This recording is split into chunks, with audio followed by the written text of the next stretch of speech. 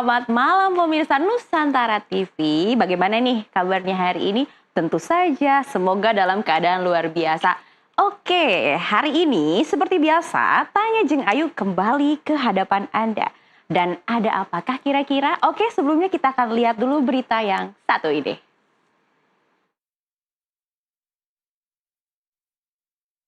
Usai pelantikan sejumlah pejabat pada Rabu sore di Istana Negara, Menteri Keuangan Purbaya Yudi Sadewa santai menanggapi perihal transfer ke daerah atau TKD yang diprotes oleh 18 gubernur di kantornya. Purbaya mengatakan ia sudah menjelaskan mengapa penurunan terjadi kepada para pemimpin di daerah yang datang ke kantornya dan menyebut jika ekonomi membaik tentu penambahan secara otomatis akan dilakukan pada pertengahan tahun depan. Ya, semuanya kan kalau dipotong anggaran pasti protes. Saya bilang ya pertengahan tahun depan mungkin ada ruang untuk ini ke atas, upgrade kalau ekonomi sudah mulai bagus dan pajak kita membaik ya.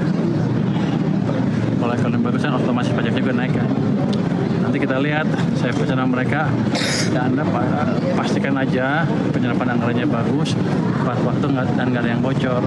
Kalau itu yang terjadi, maka tahun depan kita bisa propose ke atas dan ke DPR untuk menambah.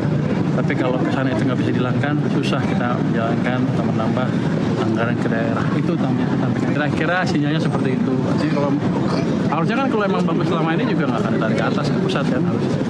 Sementara itu Ketua DPD Sultan Bahtiar Najamuddin mengatakan telah berkomunikasi dengan Menteri Keuangan dan menekankan untuk perbaikan berkala soal transfer ke daerah serta meminta penambahan anggaran. Juga ketemu dengan Pak Menkyu, kata Pak Menkyu kemarin sudah ketemu asosiasi kepala daerah khususnya gubernur dan Pak Menkyu sudah menyampaikan prinsipnya nanti secara berkala itu akan ditinjau ulang. Nah, kami kurang lebih sebulan lebih yang lalu dalam pertimbangan DPD terkait dengan era APBN memang kita sudah meng-underline bahwa memang sebaiknya TKD itu ditambah karena aspirasi para kepala daerah begitu banyak. Tapi juga catatan kita juga bahwa kepala daerah agar betul-betul produktif, efektif dan selektif sehingga juga dana TKD yang diluncurkan ke daerah itu betul-betul punya multiplier efek. Dan saya yakin sih dengan pertemuan Menteri Keuangan yang baru dengan beberapa gubernur kemarin pasti akan ada titik temu. Kisruh soal pemotongan TKD ini disebabkan APBN 2026 lebih rendah 29% dari sebelumnya di angka 919 triliun menjadi 650 triliun rupiah. Pada Senin kemarin stimulus sebesar 43 triliun rupiah ditambahkan oleh Menkeu sehingga saat ini menjadi 693 triliun rupiah. Dari Jakarta, Hasbiullah, Reza Yuliansah, jurnalis NTV melaporkan. Kapan lagi ketemu Bapak kan ya?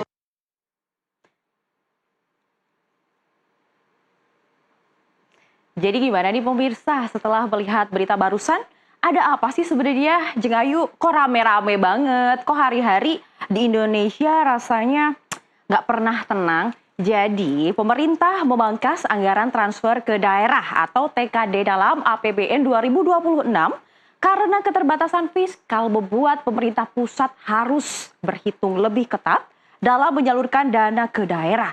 Kendati demikian, pemerintah pusat tidak menutup kemungkinan mengembalikan anggaran transfer ke daerah apabila kondisi ekonomi nasional mengalami perbaikan, yang artinya pemotongan anggaran TKD yang dilakukan saat ini bersifat sementara dan akan disesuaikan kembali mengikuti perkembangan ekonomi nasional.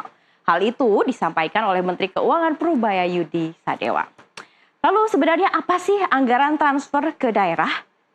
Jadi ya, anggaran ini bersumber dari anggaran pendapatan dan belanja negara atau yang biasa kita dengar dengan APBN. Dana ini digunakan untuk mendanai urusan pemerintah daerah seperti pembangunan infrastruktur, mulai dari jalan, jembatan, sekolah, dan juga fasilitas kesehatan. Dan juga untuk mendorong pertumbuhan ekonomi daerah.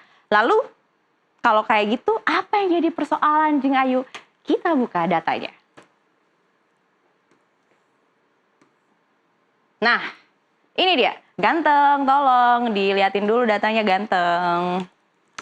Jadi, pemirsa, jumlah anggaran transfer ke daerah setiap tahunnya berbeda-beda karena dipengaruhi oleh berbagai faktor seperti kebijakan pemerintah pusat, peningkatan ataupun penurunan pendapatan negara, kebutuhan prioritas pembangunan daerah, dan evaluasi program sebelumnya. Nah, jadi yang ramai adalah rencana perubahan anggaran di tahun 2026 yang turun drastis. Kenapa turun drastis, Cing Ayu? Kita lihat data di sebelah sini. Ini ada data dari tahun 2020 hingga 2026 yang sudah dikumpulkan oleh tim Tanya Cing Ayu yang kece-kece abis nih pemirsa. Nah, kita bisa lihat bahwa grafiknya dari 2020 hingga 2025 ini meningkat. Dari yang awalnya 762 triliun menjadi 864 triliun. Namun rencananya untuk tahun 2026 anggaran transfer dana ke daerah ini akan diturunkan menjadi 650 triliun. Lihat penurunannya sangat curam sekali pemirsa. Tapi penurunan ini bukan tanpa alasan pemirsa. Ada alasannya. Kenapa tuh Cing Ayu? Nah, sebelum ke sana kita lihat dulu dari semua gambaran data yang ada di sini, jelas bahwa penurunan yang terjadi di tahun 2025 menuju 2026 sangat drastis. Bahkan turunnya menjadi angka yang paling rendah jika dibandingkan dengan tahun-tahun sebelumnya pemirsa. Penurunan dari Outlook 2025 ke RAPBN 2026 mencapai 24,6%. Dan ini tertinggi sepanjang sejarah. Lantas mengapa sih Cing Ayu anggaran tahun 2026 turun? Kita buka datanya lagi pemirsa. Nah, ini dia. Kalau lihat dari sini, kayaknya pemirsa udah paham ya kenapa anggarannya bisa turun. Nah, penurunan TKD kali ini terjadi untuk memperbesar alokasi belanja kementerian ataupun lembaga guna untuk mendukung berjalannya program-program prioritas. Di antaranya ini dia. Makan bergizi gratis membutuhkan 335 triliun rupiah. Kemudian sekolah rakyat 24,9 triliun rupiah. Dan yang terakhir adalah cek kesehatan gratis dengan anggaran 2,6 triliun rupiah. Jadi kalau misalnya udah lihat ini, udah jelas ya pemirsa, huru-huru apa yang terjadi di Indonesia. Jadi memang pemangkasan anggaran ini bukan tanpa sebab, tapi memang rencananya pemerintah mau mengalokasikan dana untuk menyoroti program-program yang saat ini sedang gencar dilaksanakan dan tentu saja butuh dana yang tidak sedikit. Kita akan buka data selanjutnya.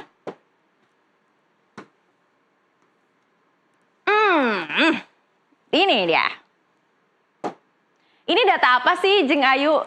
Nah, dari data Kemendagri pada tahun 2025 itu sebanyak 407 kabupaten yang tergolong lemah, sehingga 93% daerah di Indonesia masih bergantung penuh pada transfer pusat.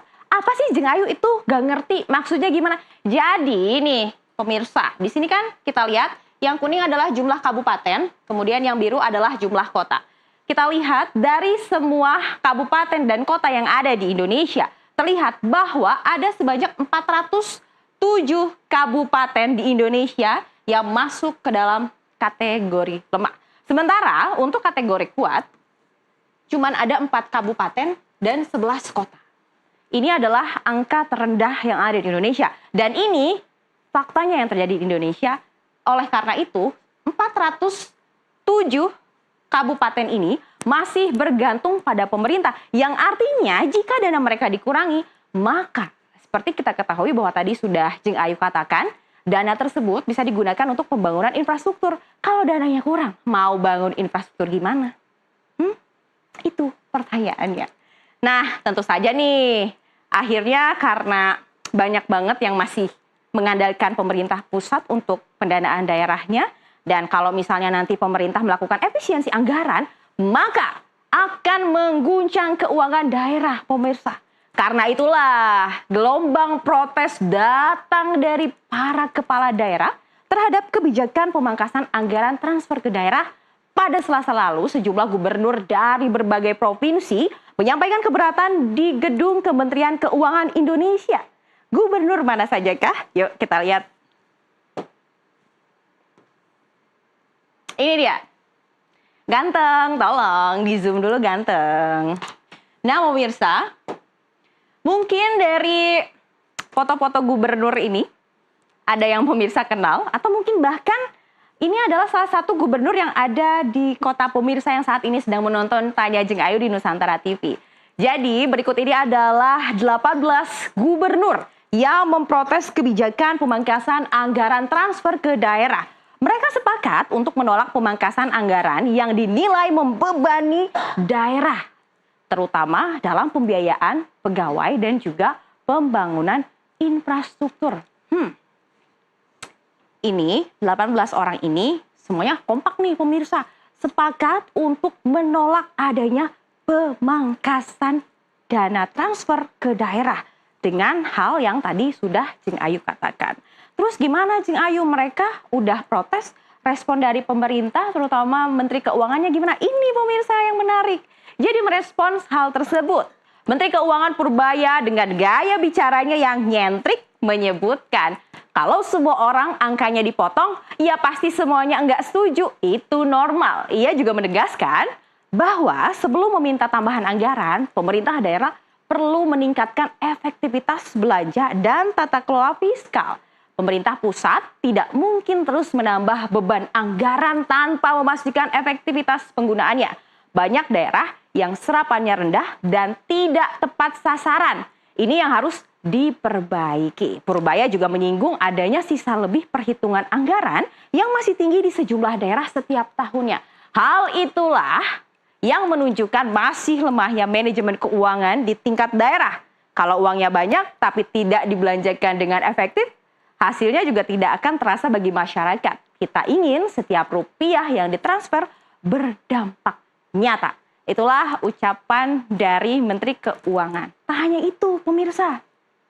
Menteri Keuangan juga menyebutkan akan mempertimbangkan tidak jadi untuk memotong anggaran transfer ke daerah dengan syarat. Nah, asik, ada syaratnya pemirsa. Oke, gak jadi dipotong tapi ada syaratnya. Apa itu syaratnya Jeung Ayu? Jadi pemerintah daerah harus memperbaiki kinerja keuangan.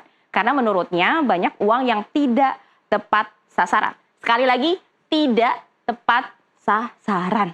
Nah, kalau tidak tepat sasaran, kemana dong sasarannya Jeung Ayu? Nggak tahu ya, itu mungkin bisa dijawab lagi sama pemirsa ataupun pemerintah daerah ya. Kalau Jeung Ayu mah nggak berani jawab nih pemirsa. Tapi benar sih, untuk kali ini dibalik pro dan kontra untuk pemotongan anggaran ini, tapi Jeung Ayu setuju banget nih pemirsa sama Menteri Keuangan. Karena dia segitu sangat memperhatikan setiap detail uang yang keluar yang digunakan. Dan kalau kita lihat benar juga sih yang disebut tidak tepat sasaran. Karena banyak banget loh, kita mungkin sering melihat berita-berita di televisi juga bahwa banyak banget daerah-daerah yang satu, yang jalannya masih jelek. 2, nggak punya jembatan.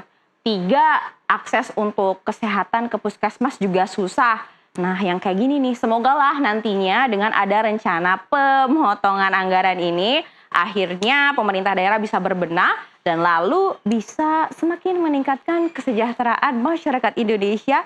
Dan nantinya tidak ada lagi daerah di Indonesia yang tidak punya jembatan, tidak punya akses jalan dan susah untuk mendapatkan akses kesehatan. Merdeka. Demikian edisi Tanya Jeung Ayu malam hari ini pemirsa. Sampai ketemu lagi minggu depan hari Jumat tetap di NTV Tonight. Dan ingat, sekarang walaupun Jeung Ayu udah selesai, jangan kemana-mana. Karena habis ini NTV Tonight masih ada informasi lainnya. Tetaplah bersama kami.